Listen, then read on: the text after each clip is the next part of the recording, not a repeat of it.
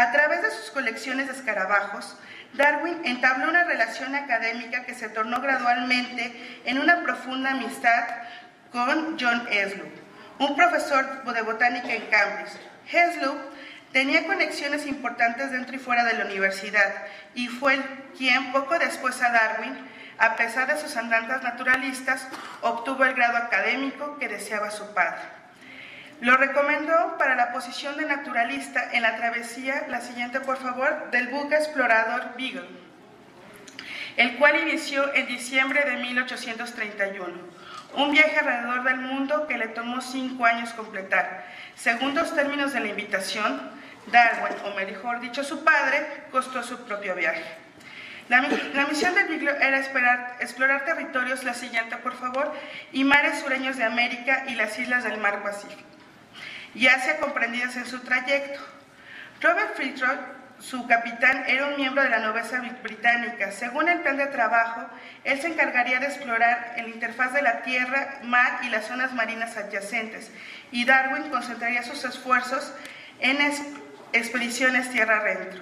La relación entre ellos era amistosa y de mutuo respeto, a pesar de explosiones recurrentes y un tanto azarosas de Fitchroy, a quien sus subalternos llamaban por ello en voz baja café caliente.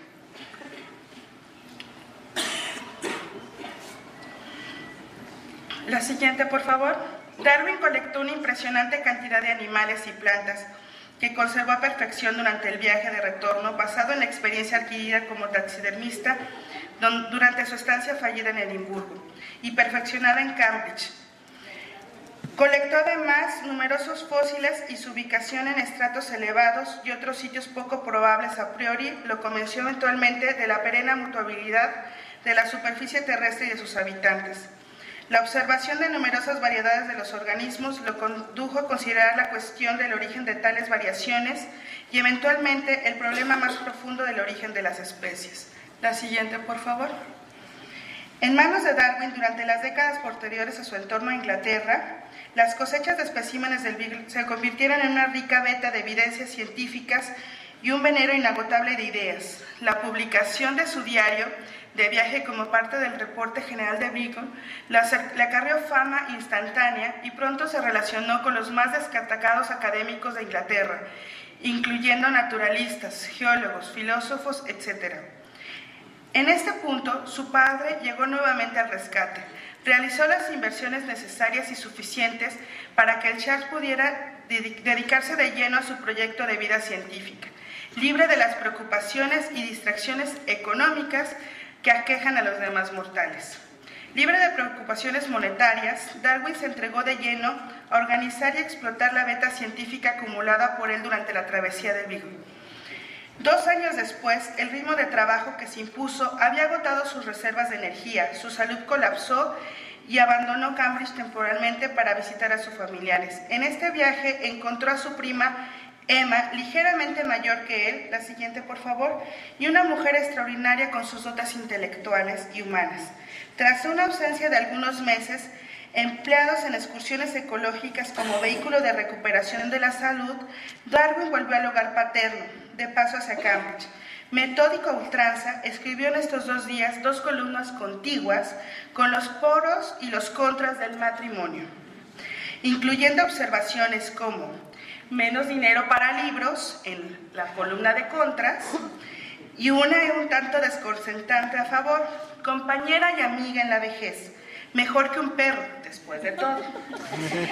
Que fuera de contexto suena insultante, ¿verdad?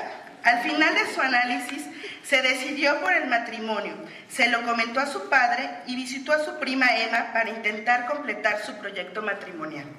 Sin embargo, aunque la entrevista fue un éxito, le propuso matrimonio a Emma varios meses más tarde, durante una visita desde Cambridge que ella aceptó. Emma resultó ser una mujer excepcional y una magnífica esposa, por no mencionar que su dote de matrimonio era aún superior a la de su Darwin. Tuvieron 10 hijos, de los cuales sobrevivieron 8 a la edad adulta. Uno de sus hijos murió recién nacido, pero su hija Emma, su favorita, murió de 10 años de edad, causándole un enorme dolor que le tardó muchos años en reponerse.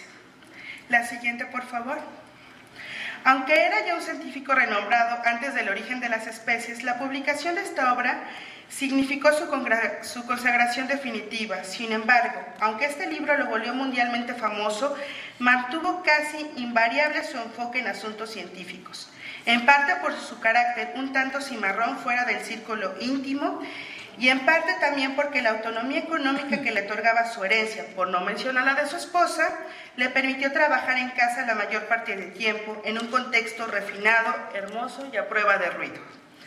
Sus únicos excesos fueron de trabajo y se manifestaron somáticamente a través de la crisis de malestar generalizado, desazón, dolor generalizado, calambres en el estómago, entre otros, que le impedían funcionar mientras duraba el problema. Siguiente. Su muerte fue tan benigna como puede resultar situaciones de género de la vida.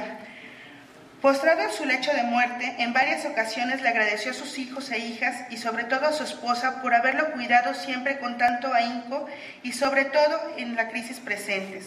En la página con la fecha de su muerte, el diario de Emma solo tiene escrito el número 3,5, la hora de la tarde en que murió su esposo. Aunque no era miembro de la realeza británica, fue enterrado como tal, en el sitio de descanso de los nombres más destacados, cercano de las tumbas de Isaac Newton y otras luminarias científicas inglesas. Este honor solamente se le deparó a otros 4 personajes ingleses durante todo el siglo XIX. Descrita al galope, la vida de Charles Darwin se antoja paradójicamente casi libre de la lucha por la existencia, a la que están sujetos los demás mortales, según su propio descubrimiento cimero. Tal anomalía requiere explicación y en el resto de este ensayo identificaré los factores principales que le hicieron posible. Todos ellos se relacionan con el contexto social y temporal en que le tocó vivir. La siguiente, por favor. La paz británica. A raíz de la derrota de Napoleón en Waterloo, Inglaterra se convirtió en la primera potencia económica y militar del mundo y mantuvo esa posición durante el resto del siglo XIX, la era victoriana. Pues sí, a la tecnología industrial más avanzada realmente era el taller del mundo. Su marina de guerra era superior a los 2 siguientes en las escalas combinadas. Tomó entonces la parte de León en el reparto de África y afianzó su dominio económico y político en los demás continentes. La explotación europea de la mayor parte del territorio mundial y de sus habitantes hizo posible la bella época. Un periodo que comprendió aproximadamente la segunda mitad del siglo XIX, durante el cual las clases privilegiadas de Europa y Norteamérica dieron rienda suelta al hedonismo. El dispendio, la exhibición de riquezas y el desenfreno parecían no tener fin en las capitales europeas y eventualmente en ciudades como Nueva York, donde en más de un banquete se sirvieron pasteles con diamantes en lugares de pasas en el pan. Esperemos que los comensales hayan tenido una buena dentadura y sobre todo unos intestinos a prueba de aristas filosas. El lamento más sentido de Oscar Wilde, un escritor emblemático de esa era, al ser enviado a prisión por indecencia a raíz de su relación homosexual con un mancebo de la nobleza británica. La siguiente, por favor. Dentro de las ciencias y las artes, las novedades científicas del siglo XX, incluyendo a la relatividad y la mecánica cuántica, resultan incomprensibles si ignoramos sus raíces en la era de la paz británica. Las precisas mediciones de la velocidad de la luz realizadas en el último tercio del siglo previo condujeron al resultado inesperado de que era independiente tanto de la velocidad de su fuente como la del observador. Los intentos teóricos de explicar esta situación paradójica para aquella época condujeron eventualmente a la teoría de la relatividad de Albert Einstein. Los experimentos, la siguiente por favor, y desarrollos teóricos del siglo XIX sobre la radiación que emiten los cuerpos calientes desembocaron en la teoría cuántica de Max Planck para la interacción de la radiación y la materia. Las matemáticas de la época darwiniana suministraron también muchas de las ideas que han puesto de moda en nuestros tiempos con nombres como caos, fractalidad, etc. La concepción microbiana de las enfermedades es otro de los triunfos de aquellos tiempos. El fundamento físico y matemático de la química proveniente también de esa era. Estructuras como la Torre Eiffel y el Palacio de Cristal pregonan optimismo no extenso de arrogancia de los actores principales de aquella época. Personales como Víctor Hugo ponían poner en jaque a obispos y emperadores.